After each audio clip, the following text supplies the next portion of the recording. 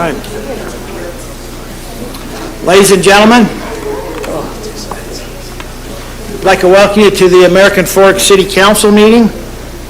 It's August 25th of 2026. It is 7:01 p.m. and it's good to see people in our chambers. We will follow the agenda as outlined. We'll begin with the Pledge of Allegiance, after which we'll have an invocation by Councilmember Taylor, and then we will conduct the roll call. If everybody would please stand.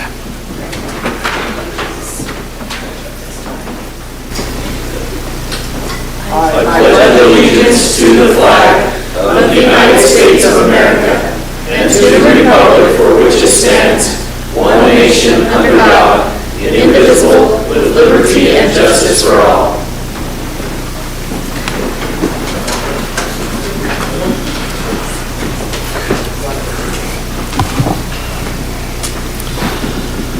Our Heavenly Father, as we come before Thee this evening at the beginning of this City Council meeting, we are grateful for the opportunity and the blessing of being able to meet, to conduct the business of the city, and to do so in this free land.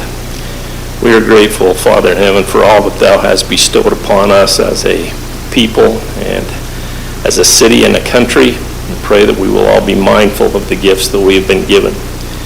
We pray that we will have the strength and the patience to treat one another with civility as we work to solve the issues that are before us, that we might be able to do so and in a manner that would be pleasing unto Thee. We are grateful for those who watch over our country, who stand in harm's way on our behalf, and pray that Thou would bless them and be with them, and the leaders of our nation and of our state and city, that we might have Thy guidance and Thy help.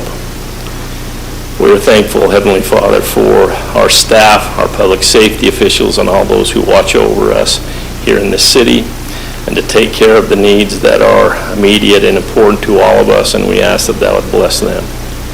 We are thankful for Thy goodness. We pray that Thou would please come and be with us here now, that Thy peace and Thy civility might reign, that we will be able to work together, reason together, and to do those things which would be in the best interest of all. We express our thanks to Thee for these blessings, and we do so in the name of Jesus Christ. Amen. Amen. Thanks for that prayer. I'll now conduct the roll call. Councilmember Hunter. Here, Mayor. Councilmember Hawley. Here. Councilmember John. Here. Councilmember Carroll. Here. Councilmember Taylor. Here. Okay, item number 2, time we set aside for public comment. Anybody that would like to address the mayor, the council, the senior staff, we would invite you to come forward at this time. We would remind you that the purpose is for us to learn. This is not a time to have dialogue. If you want to have a follow-up, there's some other sheets in the back of the room that you can put personal information on, and we will assess that and get back to you. So with that being said, I do have a sign-up sheet. I'm going to start with this, but we are not limited to this. If you did not sign it, we'll get to the end of it, and then we'll call others up. But again, we have about 11 that have signed up. There's probably more. I'm asking you again to keep your comments to about 2 minutes. Okay, we'll start out with Mr. Aaron Booker.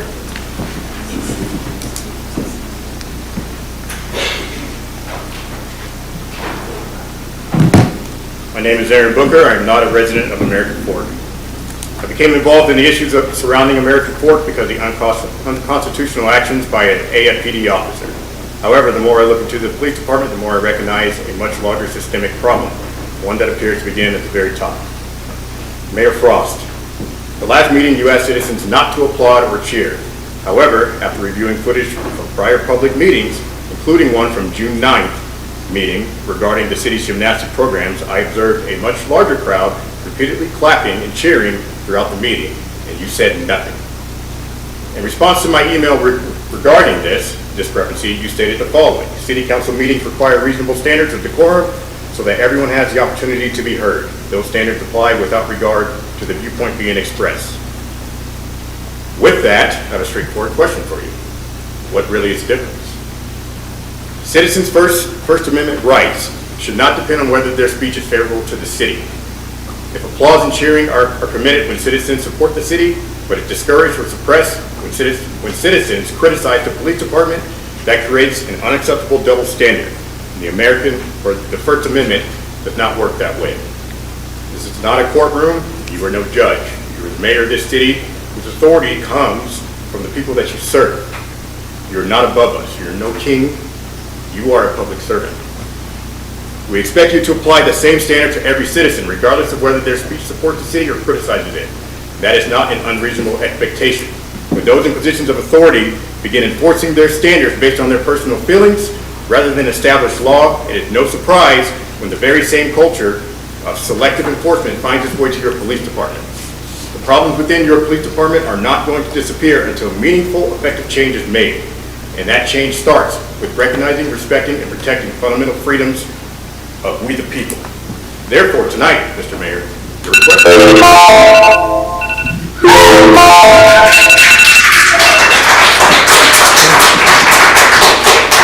right. We'll now ask Roy Shaw to come forward.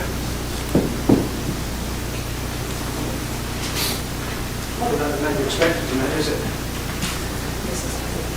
My name is Roy Shaw. I am a citizen of American Fork, and at this time I ask independently that you conduct a third-party review of American Fork Police Department based on accountability and leadership.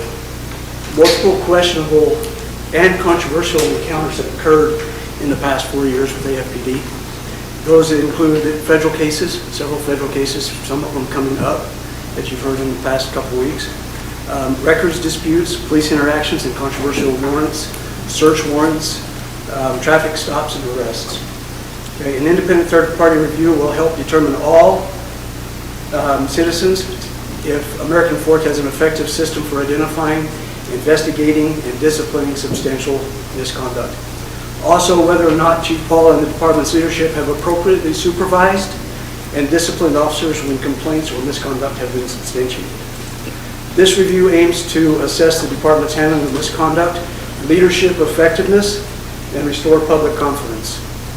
If the review shows systemic failures or inadequate leadership, then I ask the council to take appropriate actions to determine if Chief Paul deserves to be in that position and or if his department leadership as well, whether maybe they should resign or maybe even be removed from the position.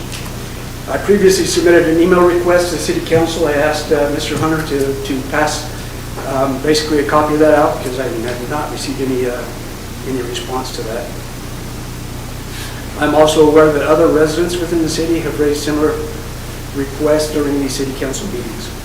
These concerns have been addressed directly to the city, but there seems to be no meaningful response. Now, my feeling is if these requests continue to go ignored, that the citizens have a right to contact our local media and have investigators look into it on a more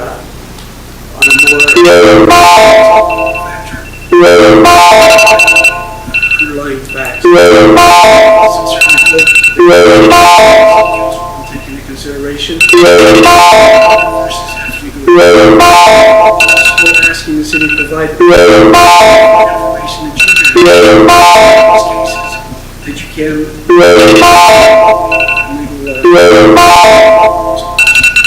now this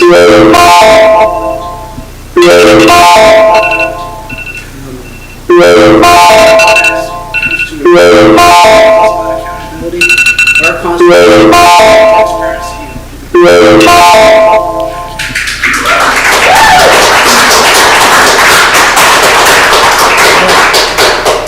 Mrs.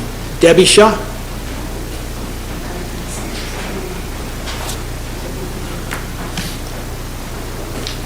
I was born in American Fork in 1967.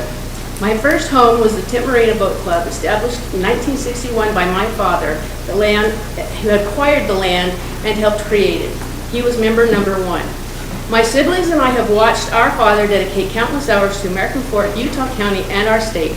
He served as president of the Utah Wildlife Federation, on the Uinta National Forest Civic Advisory Council, the North Utah County Watershed Committee, an officer in the American Fork Sportsman Association, and on the American Fork City Recreation Committee. He believed in serving his community. This is why it is so difficult for me to stand here today and see what is happening in the city he cared so much about. Mayor Frost, I have been asked the same question repeatedly over the last 3 months. How do I feel about my son, Tyler civil rights, being violated by the police department? My answer is simple. This is not just about Tyler. Our police department has a responsibility to follow the Constitution and protect the civil rights of every person in this community.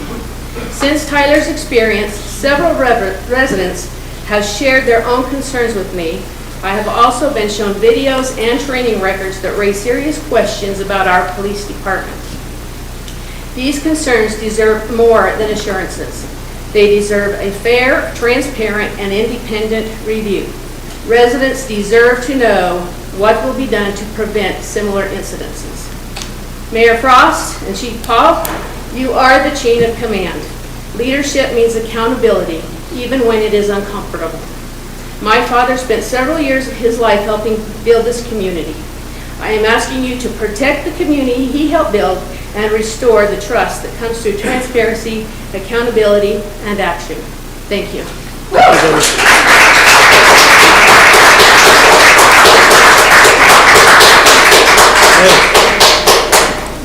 Mr. Del Stewart.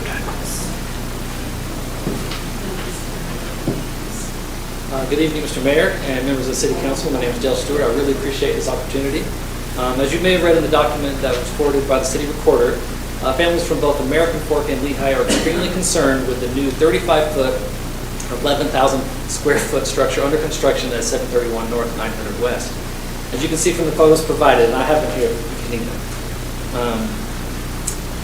it already towers over several properties and it's only 2/3 of its final height. I've gathered signatures from 8 households already, 4 in American Fork and 4 in Lehigh, pleading with the City Council to consider our petition to halt construction until a thorough review can be undertaken with notice given to each affected household.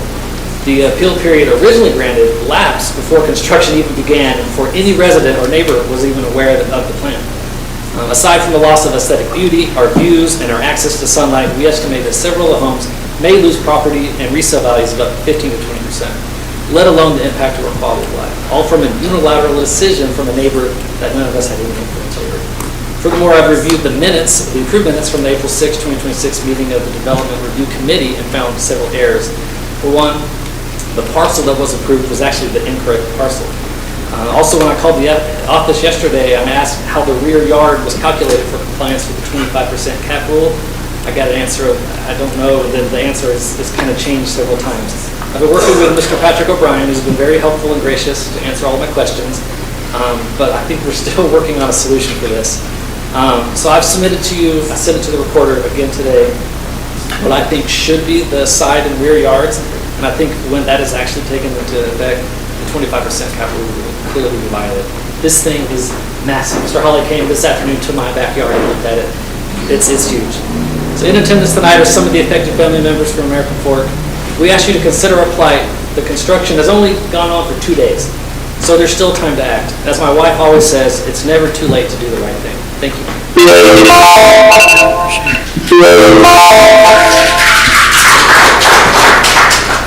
Maria Kane.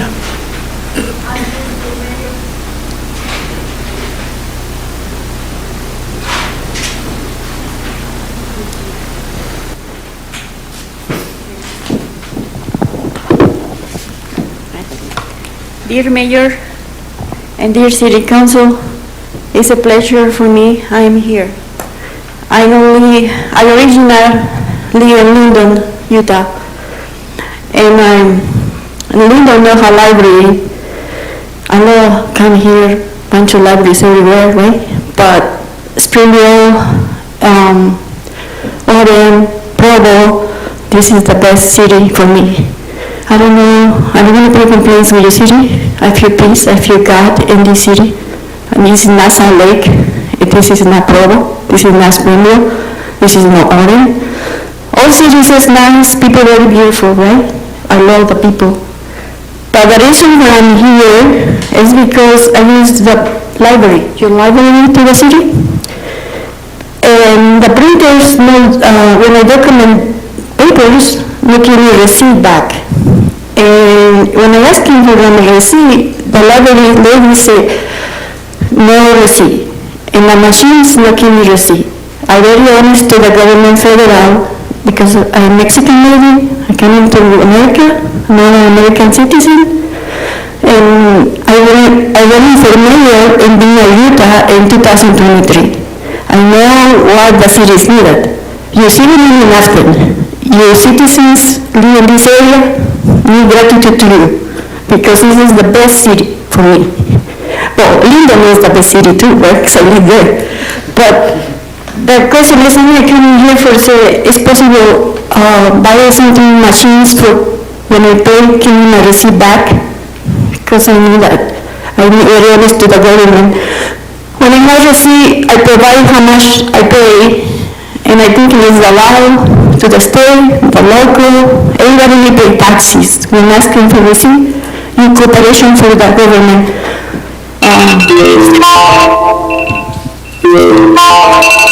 Thank you. Appreciate it.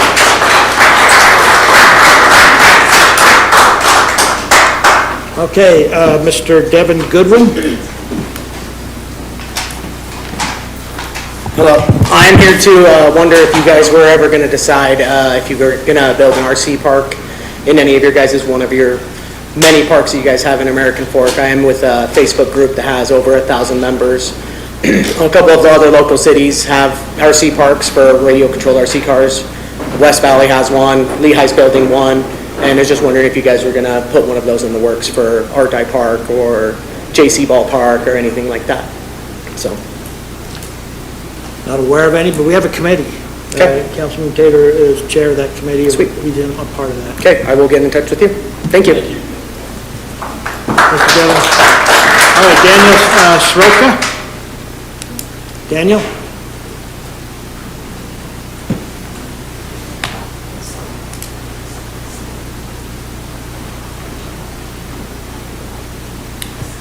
Daniel Soroka, American Fork resident. I'm calling for you guys to restore the public trust in our police department.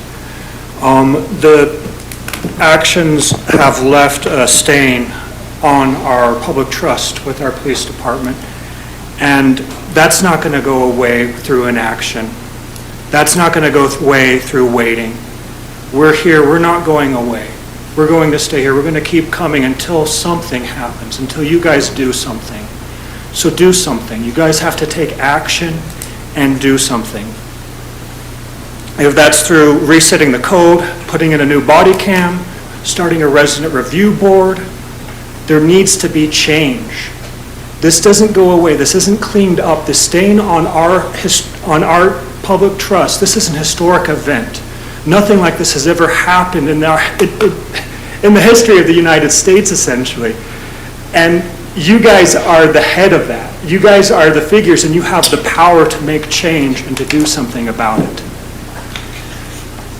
There hasn't been a third-party review, but there have been several videos on YouTube of people reviewing the body cam footage, and it doesn't look good. These are lawyers looking through it, civil rights lawyers, and on their reviews, we failed. The Constitution was written in the blood of our forefathers. And if we, the people, allow any erasure of that Constitution, of our rights, they will need to be bought back through the blood of our children and grandchildren. I will not let the Constitution fail. Thank you. Thank you.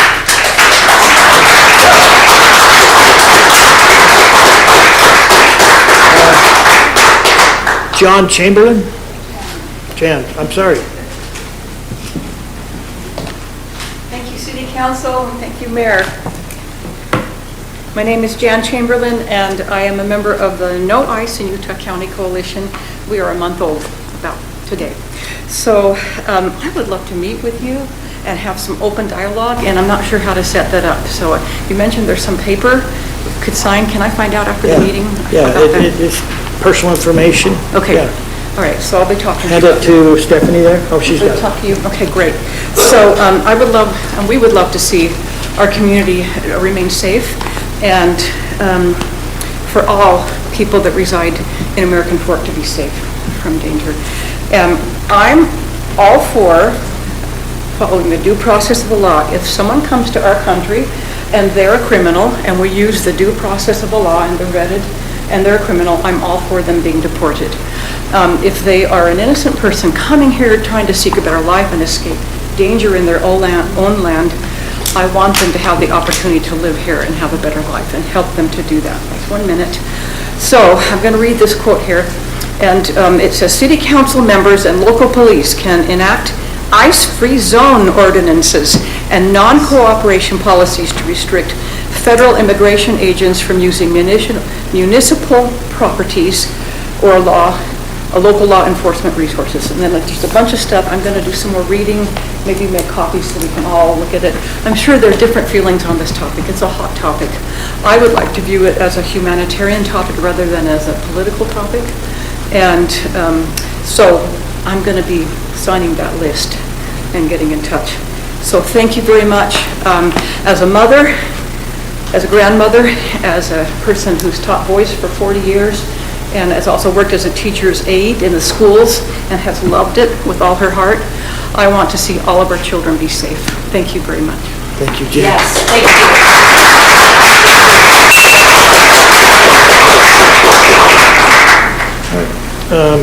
Joan Hamblin?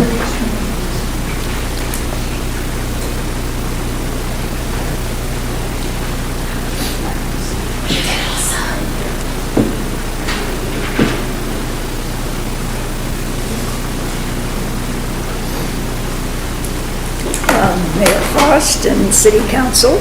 I'm presenting tonight what, this is on, right? Yes. Okay, what might appear to be a very small suggestion, but I believe it says something important about our community and who we are as a community.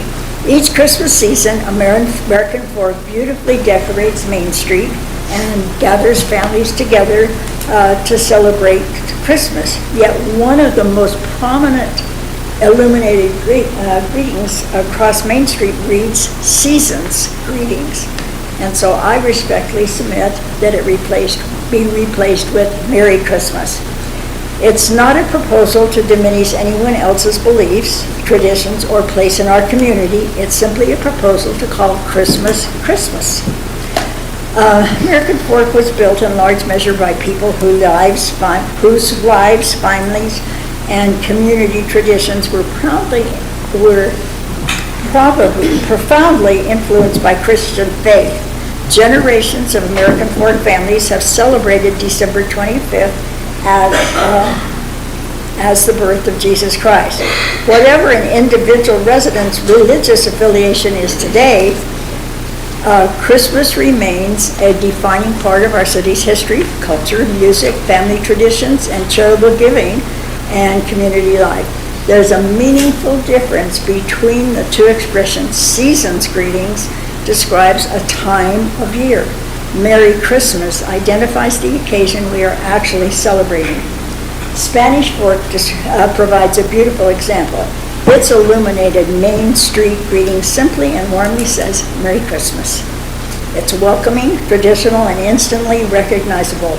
The message does not require anyone to share a particular religious conviction. It extends the familiar greetings in exchange with celebrations. And there's so many why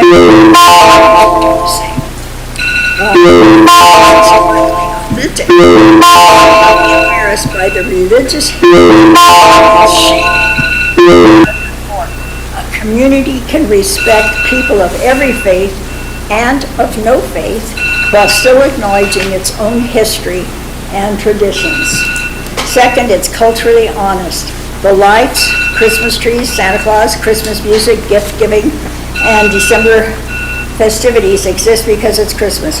Calling it Christmas does not diminish, transform the celebration, it merely names it. Third, it strengthens community identity. Cities increasingly across the country create memorable downtown districts and traditions that residents cherish and visitors remember. Christmas, Merry Christmas, in beautiful lights and lettering, American Fork could become a distinctive Main Street tradition photographed by hundreds of families every December. Fourth, it gives children and grandchildren a tradition worth carrying forth. Civic traditions matter precisely because they repeat from generation to generation. And fifth, it can be done without excluding anyone. American Fork should continue welcoming Hanukkah celebrations, other faith traditions, and neighbors who celebrate the season differently. Saying Merry Christmas does not require saying anything negative about anyone else. And finally, for Christians, Christmas has a meaning deeper than decoration shopping or winter festival. It commemorates the birth of Jesus Christ, an event about which hundreds of millions of people throughout the world have centered their faith, hope, and understanding of God's love.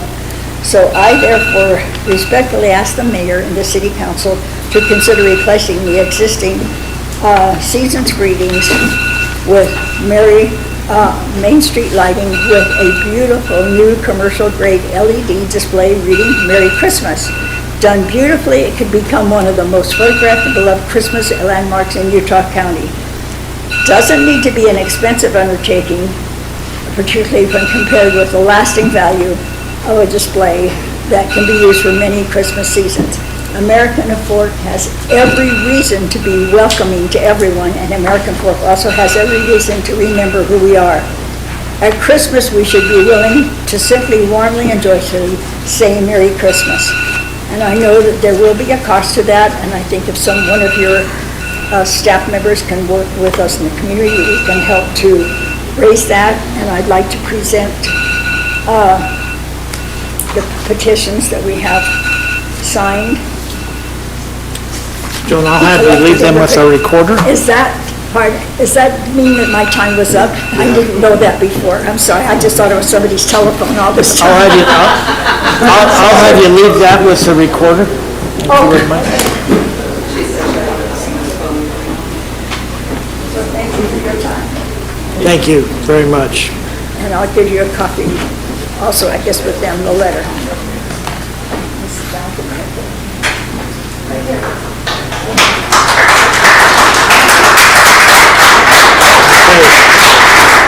Now, Mary Mitchell. Hello, City Council. Hi, Mayor. This is my first time actually attending City Council in American Fork. I've been living here for about 3 years. I'm born and raised from Utah. I grew up in Provo. Occupationally, I work with individuals with autism. Right now, I work with adults to help them be able to live independently, but previously I worked with children.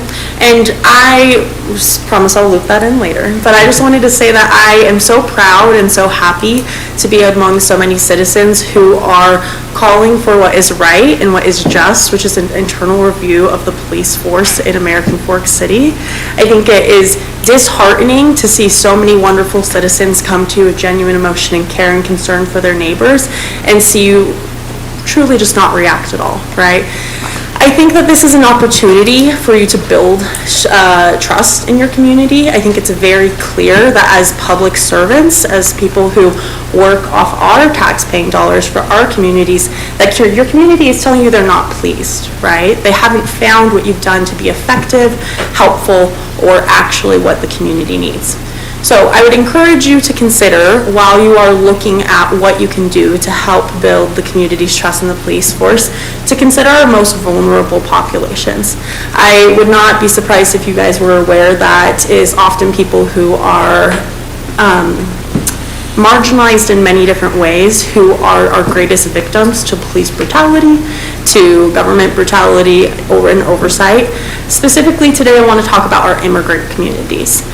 I love our immigrant neighbors. America is built on the work of immigrant families and people and our history.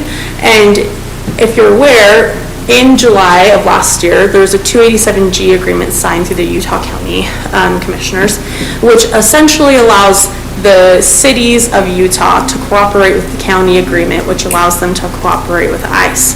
And what I would like to ask specifically today is that you all are in providing information that police have with them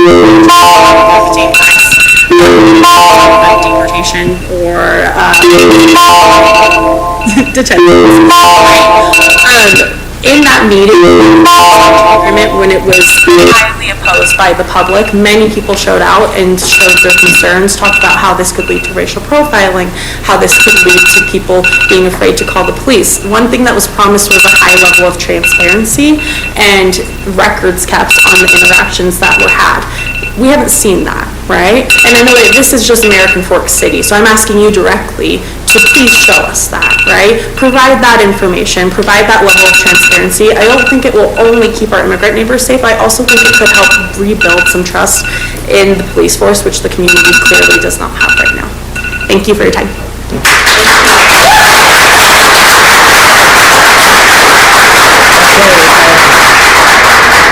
Elizabeth Oscarson? Hi, my name's Elizabeth. I'm from American Fork. And I just kind of wanted to reiterate that last message. ICE does not belong in Utah, it doesn't belong in Utah County, and it certainly doesn't belong in American Fork either. ICE just doesn't belong here. Our residents deserve to feel safe, and there's no room for safety when the risk for violence is so extreme. And I believe that we deserve transparency from you guys, from our leaders. I want American Fork to be completely transparent about any interactions with federal immigration authorities. And I want all local departments to report any interactions that happen involving immigration. We deserve the right to know.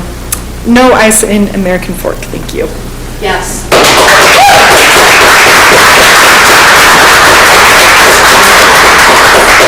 We've extended our 20 minutes, but is there anybody else that would like to make public comment? Just raise a hand.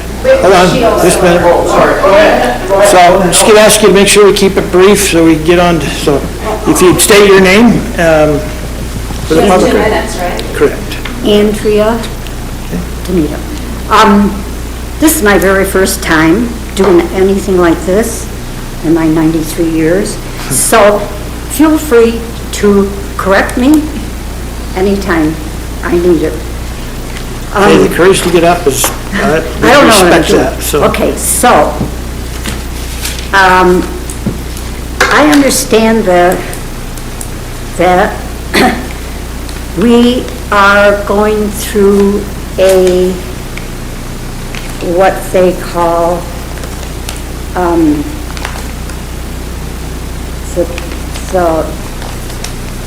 the good from the evil, the battle. A battle going on now, good and evil. I think it's somewhere in the scriptures. But,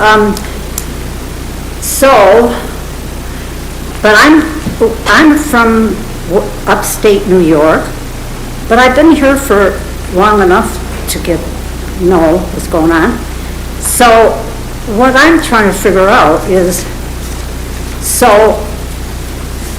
forgive me if I still have some my New York culture habits, like, what are you going to do? Like that, you know how they say that? So I'm up here to say to you, what are you going to do? What are you going to do about it? The good and the evil. Like we got good cops, but we got bad cops, right? We got good lawyers, but we got bad lawyers. But we got, like this good and evil thing, that's in the scripture. We got good lawyers, we got good judges, but we got bad judges. We have to have, balance there. So, and we have good governors, and we have governors that like jewelry.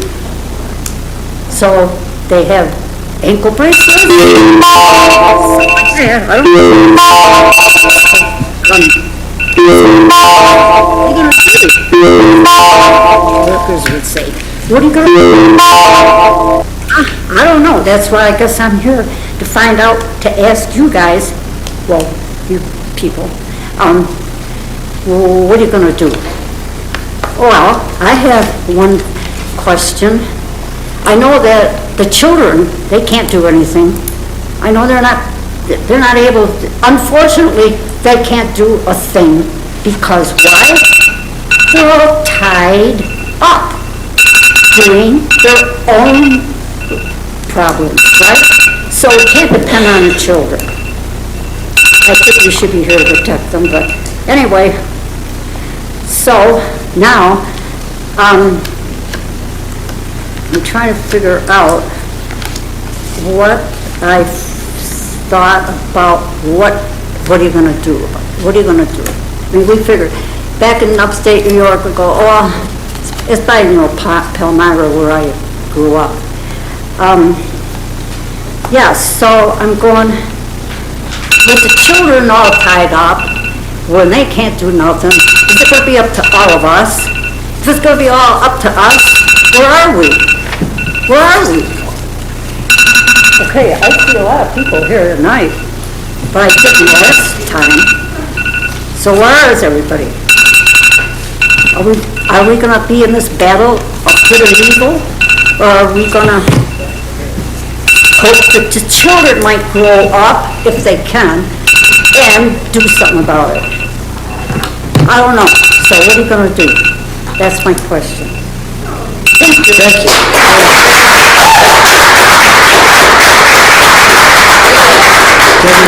We'll go over here, and then we've got somebody in the back look at you. Steve Goodwin, American Fork citizen. I'd like to thank Ryan Hunter for pointing out where the fire department's going. Thank you. It was kind of vague. You guys just said 620 South. That's a pretty big street. Also, I'd like to make a correction. I didn't know that American Fork Citizen is still being published. And it is. And there's a lot of good articles on it. So if you guys want a good read about the city council, you look them up. Thank you.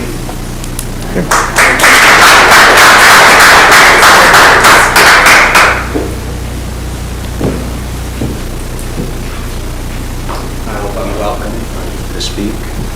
Can you just state your name for the public record? My name was spoken when I approached the top of the stairs at the end of the prayer. Jesus Christ. I'm here to do something about this.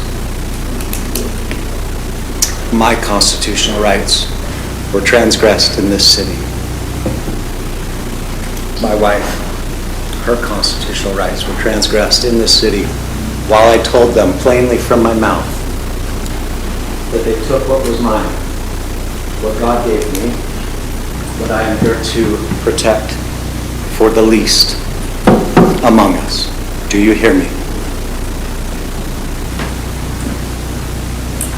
I will work with you. I offer intercession.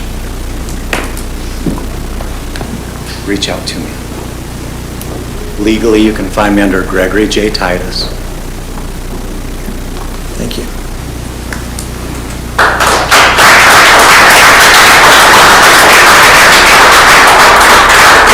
Okay, I think that we got all the hands. Okay. Thank you for your time and your comments. We'll now move on to item number 3, our city administrator's report. David?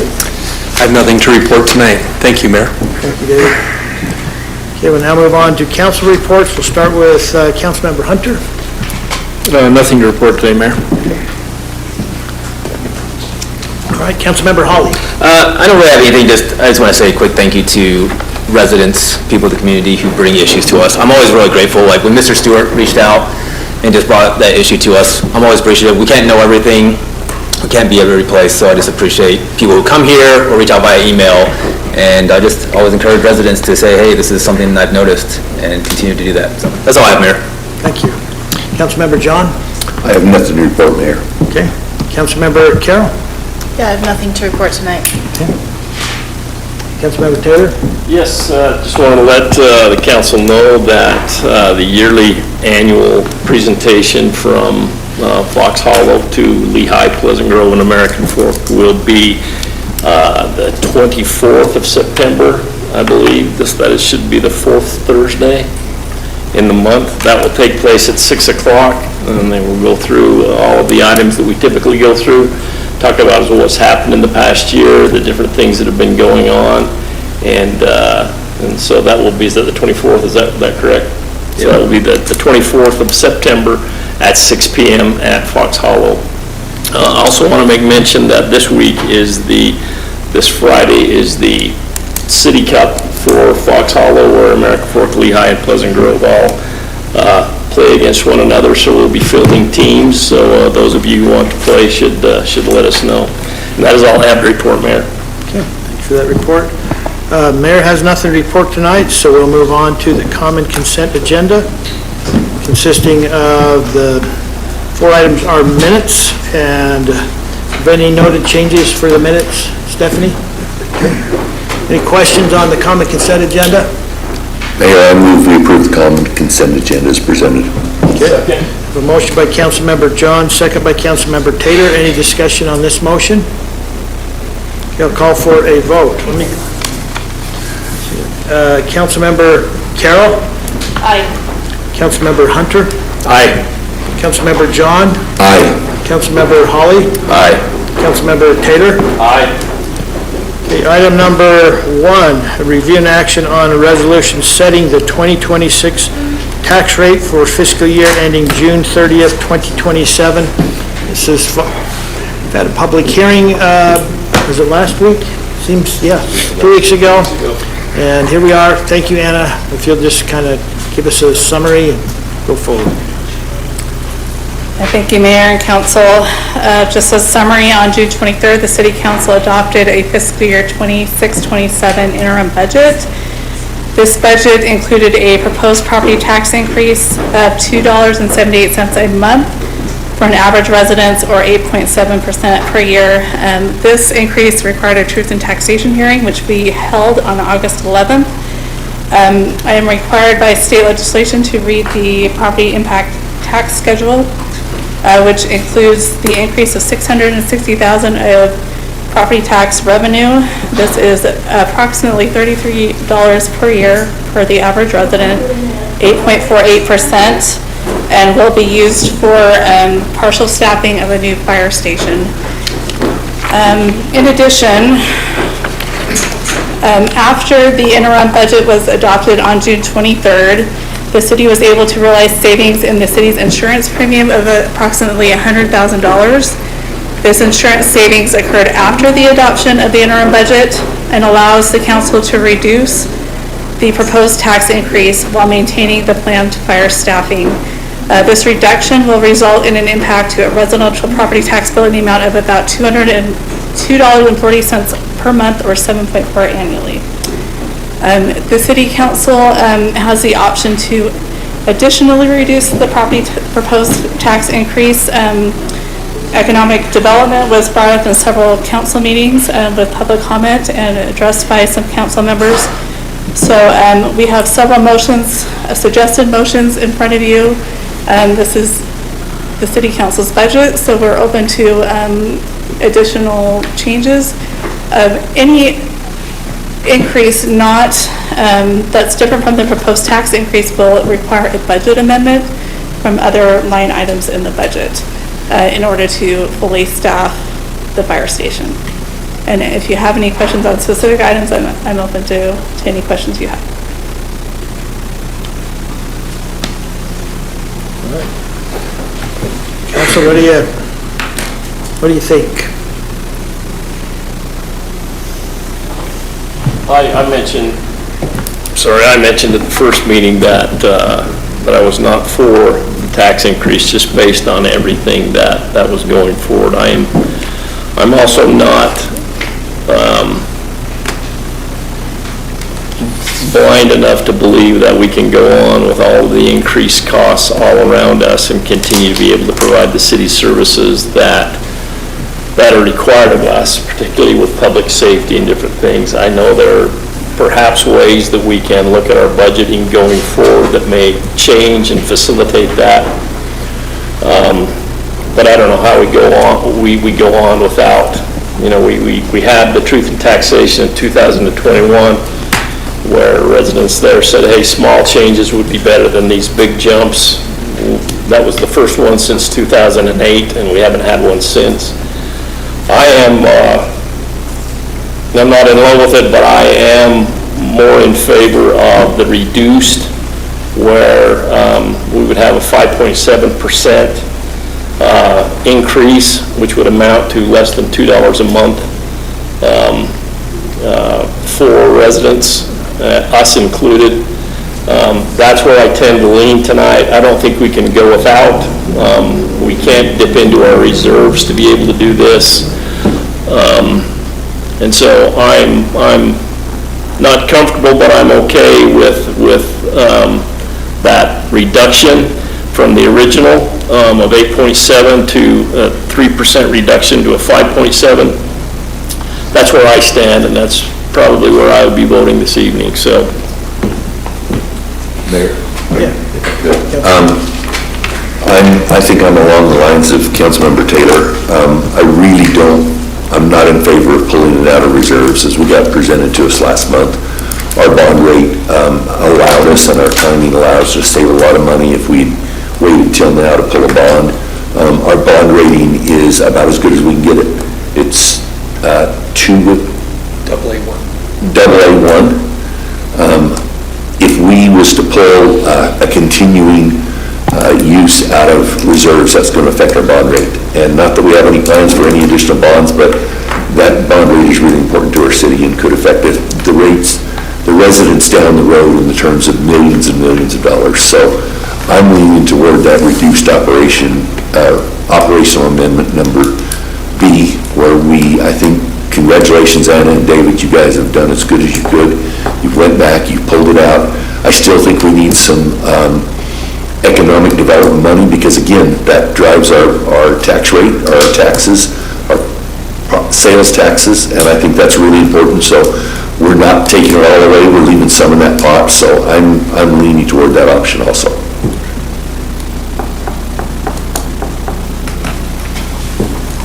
Mayor, I have a comment as well. I'd love to, I'm not going to rehash similar, but I'm in the same vein. One of the thoughts that I had as we talked about this was and I was in that meeting when we've had some other people that came and spoke during Truth and Taxation meeting that I think should have some insight above and beyond. They were part of that meeting, frankly, in 2021, and listened to our residents who said we would prefer to have consistent, smaller incremental changes as opposed to these bigger jumps.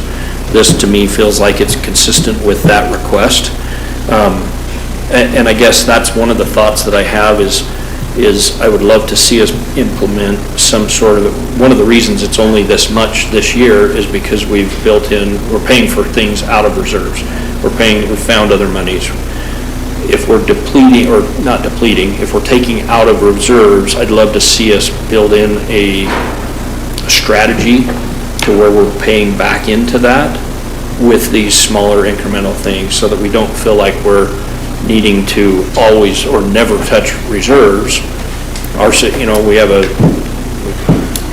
essentially a savings account that, hey, when the dishwasher breaks, we go pull money out of that and then we replace it.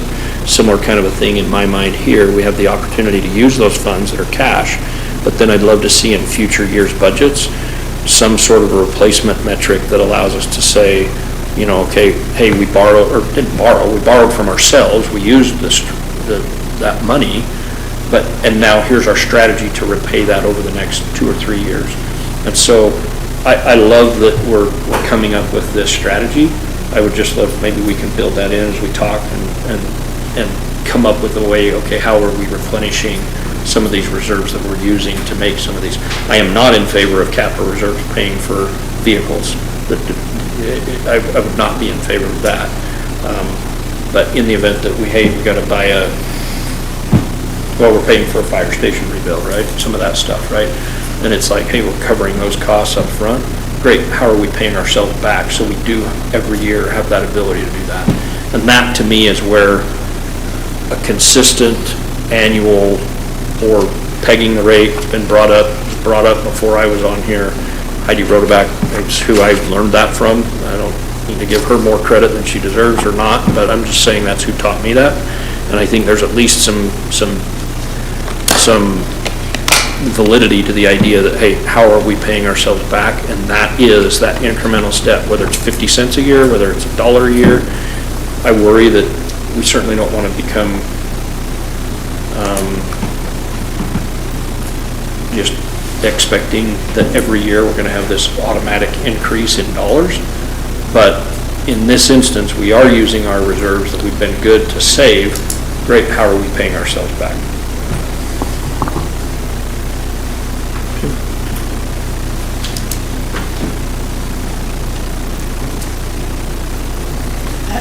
I'll say my thoughts on this. I'll say it's never easy, even when you agree with the need, it's never easy. We recognize that it's hard for residents to pay for taxes or anything else for the city. We take it very seriously and we look at how we can make it work. At the beginning of the year, when we identified the need for a police station as one of our, I think maybe our top priority, I just thought to myself, I don't know how, fire station. Thank you for the correction. I really was like, how do you pay for the firefighters, which are an ongoing expense? They're not a one-time expense. They're not a capital expense that you pay for and move on. It's something that you have to build into your budget ongoing and make the pot bigger. And so when I heard that the staff was able to cover 1.6 million in staffing, but they'll ask for 660,000, that seemed remarkable. And then being able to have an option of even lower, I was really grateful. I was grateful that we were able to take into consideration the fact that it is difficult for our residents to pay. And like you said, Clark, we are part of this. We all have to pay as well. We understand. For us, it's like, okay, we're looking at the calculation, is this worth it for us to pay for this? And for me, having the ability to have that sector of the city safe 24/7, that was important, because otherwise the calculation is, okay, maybe there are areas that have coverage for less time, if that's what you have to do, and that just, to me, that doesn't cut it. I think we need to have them there.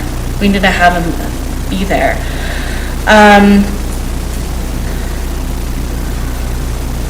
Let's see, I did have a couple of thoughts. Okay, I think I'll leave them to myself. For now, I think I'll say that. So I think for the bottom line is agreed. I think I might have to bite the bullet and do the 5.7% increase.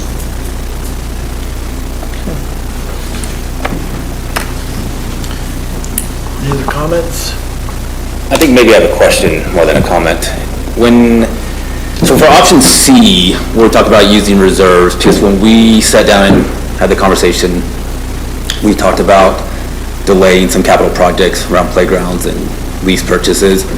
I may have been mistaken, but no access of reserves was brought up in that conversation. We were just going to delay. So maybe option C has changed, but I thought that we were just going to delay these capital projects by a year, and that there was not going to be a dip into the reserve. So if that's changed, that's my fault. And I know, David, we tried to schedule time, and that was mostly me not making time, but...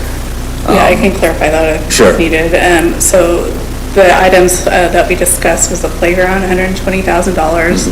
That would be a delay and not a reserve. However, that is a one-time expense. It doesn't cover ongoing operational expenses, as Stacy said, so it would address a operational gap next year. It would need to be addressed.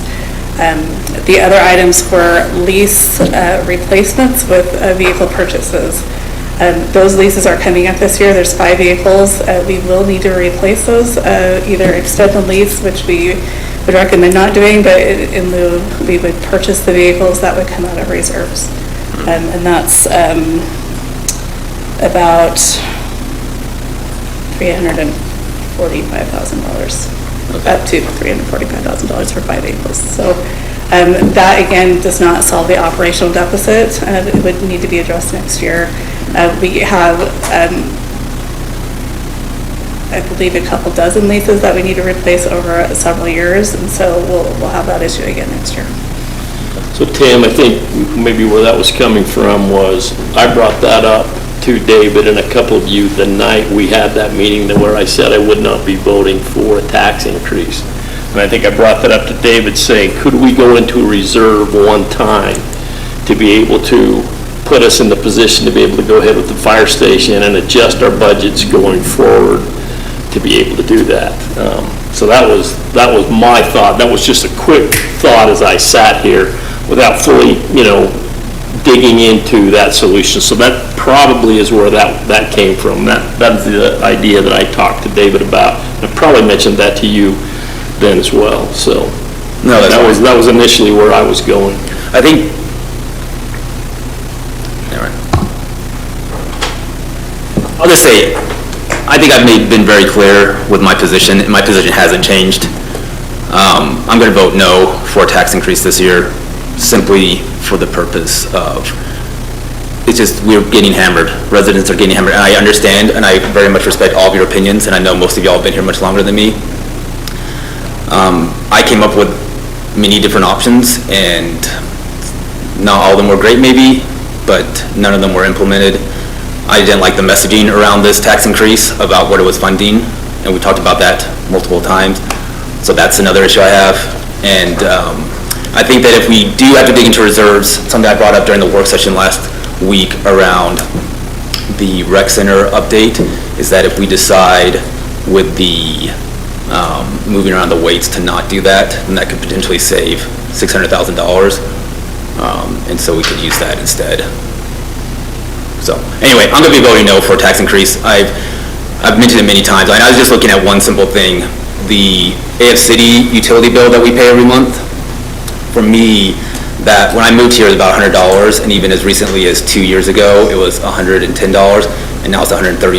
That's 20%, more than 20%. It's like 21% in less than 2 years, less than 3 years. And it's just, we're getting hammered.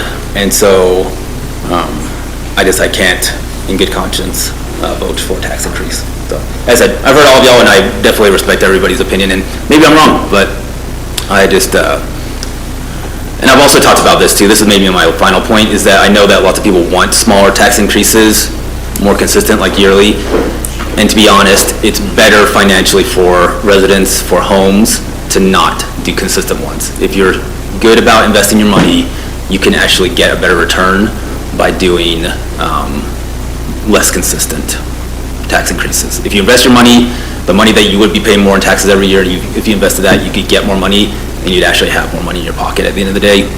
I know not everybody invests, and not everybody has the financial savvy around time value of money. Not here to preach about that, but I am always going to be more in favor of less frequent ones than more frequent ones for that reason too. But as I said, I respect everybody else's opinion, but that's just mine.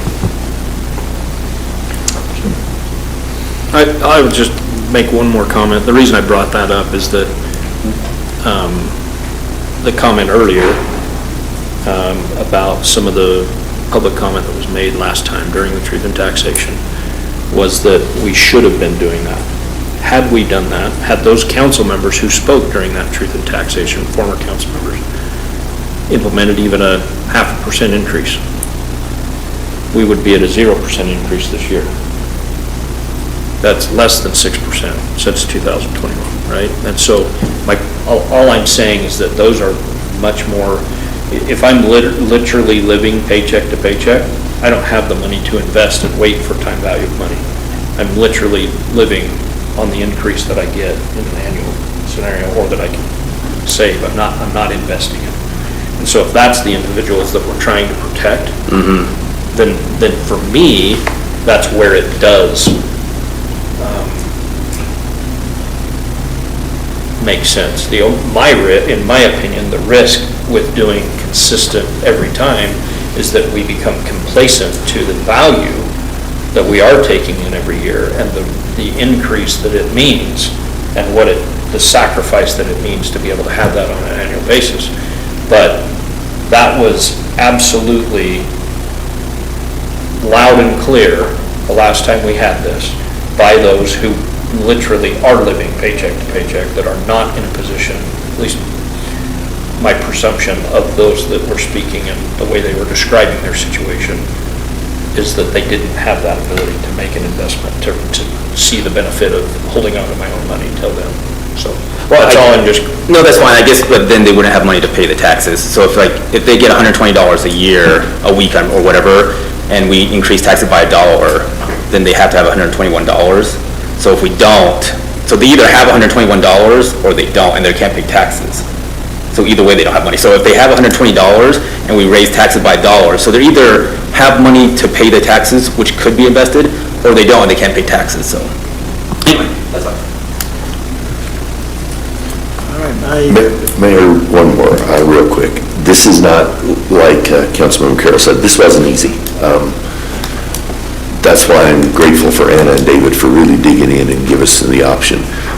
I'm not too far from being on a fixed income, and I've heard from a lot of people on a fixed income.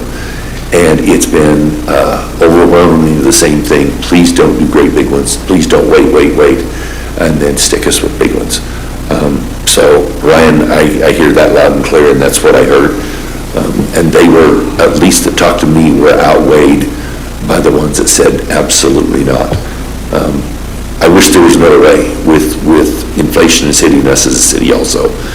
I just don't see another way to do this. Mayor, thank you. Is there somebody that would like to make the motion? Yeah, I See where will. this goes?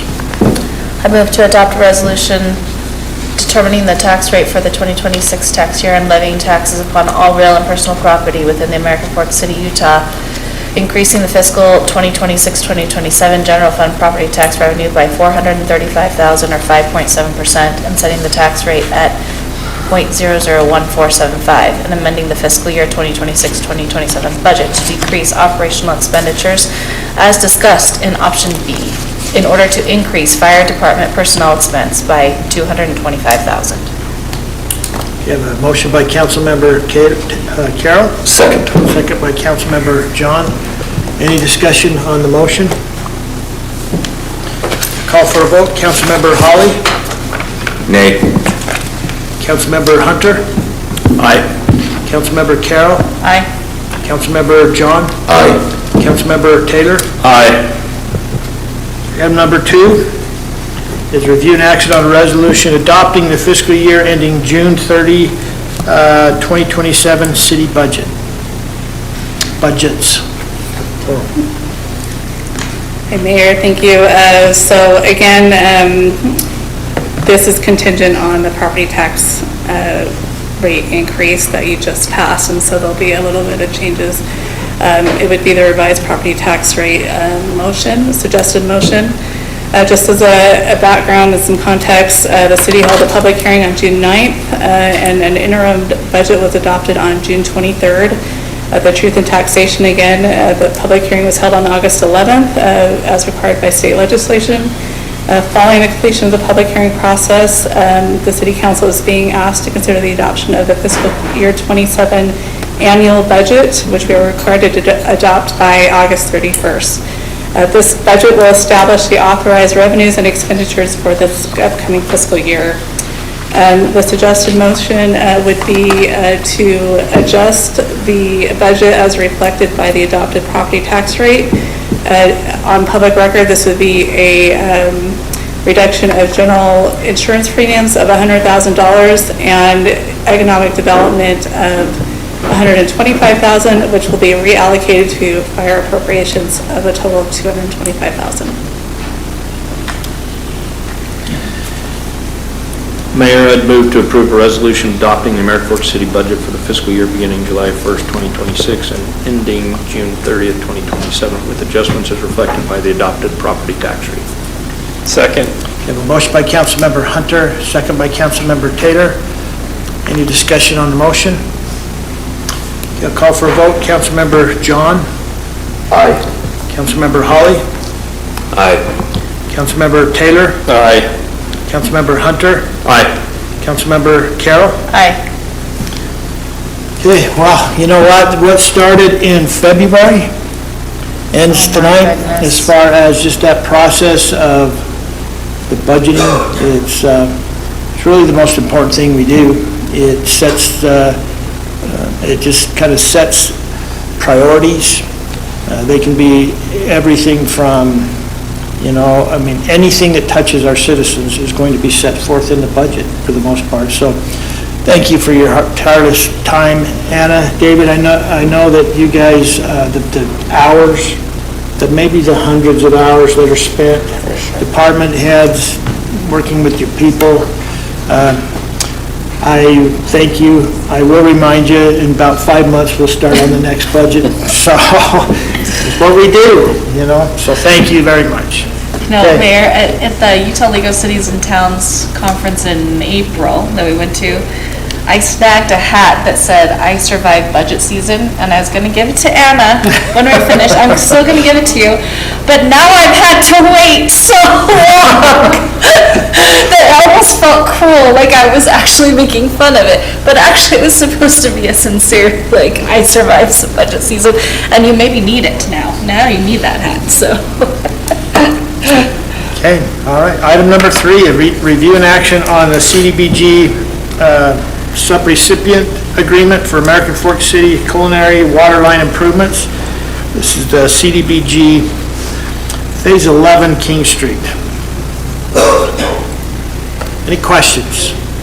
I just had one question. Have we, maybe I missed it, have we been assigned someone to actually do the work, or is this just approval of the grant? Sorry, Sam, to make you come up with that kind of silly question. This is the agreement with the county. So we haven't assigned a vendor yet? Yeah. Okay. So we'll have to go through that process too, to find somebody to actually do the work? Yeah, we're actually right now in the process of soliciting for a designer. So a firm to come in and design it, and once it's designed, I would assume December, January, we'll be able to put that out for bid, and we'll have contractors start in the spring. Thank you. Mayor, I'd move to approve the CDBG subrecipient agreement for American Fork City Culinary Water Line Improvement, CDBG 11 or 11 as presented, and authorize the city to sign the attached agreement. Second. You have a motion by Councilmember Taylor, second by Councilmember Hunter.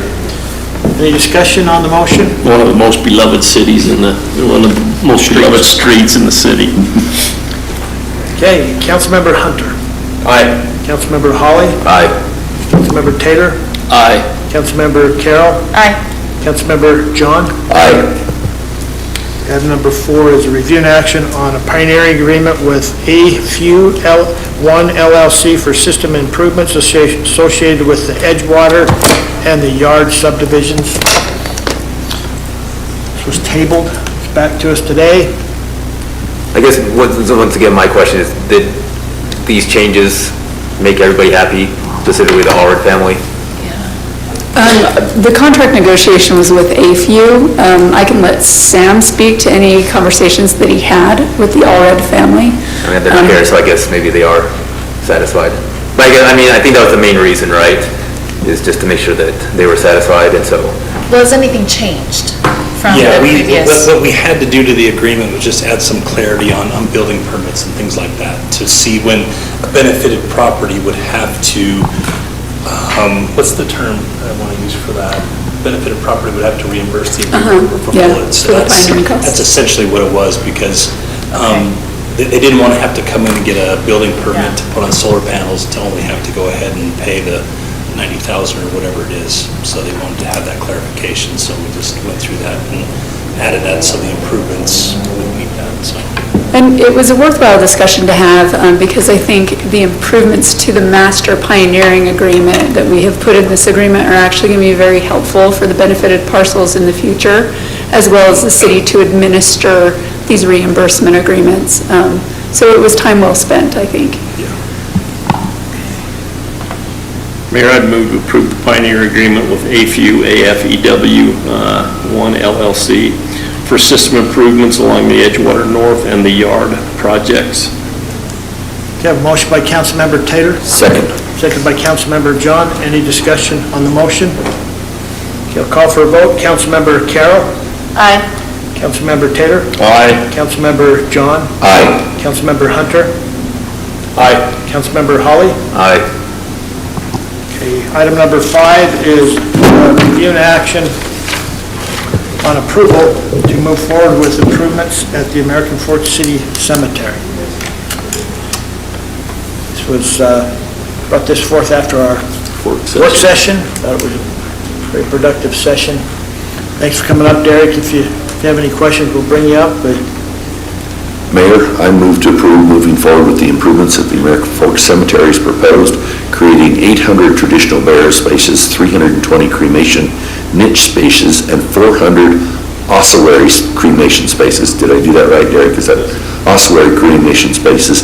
In addition, I move to approve the purchase requisition in the amount of $220,000 to Rocky Mountain Monument Vault.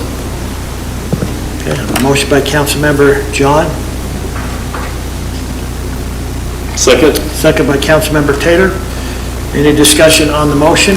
I want to say how much I appreciate Derek and the team, the data that we had to look over all of that information, all of the different designs, just helped us to be that much more educated, and it was very clear, very helpful, so I just want to say how much I appreciate all that work.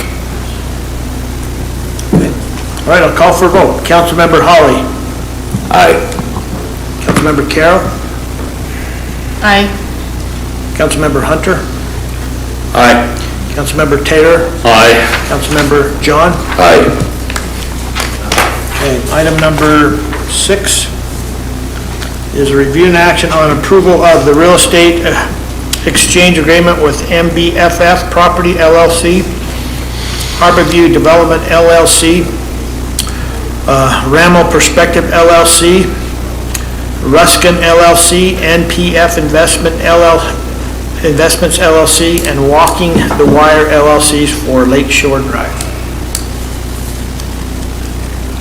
Any questions? It's been a long time coming. Yeah, that's what I was gonna say, we worked hard on this, and Sam and the group was really, it'd be great to have it in.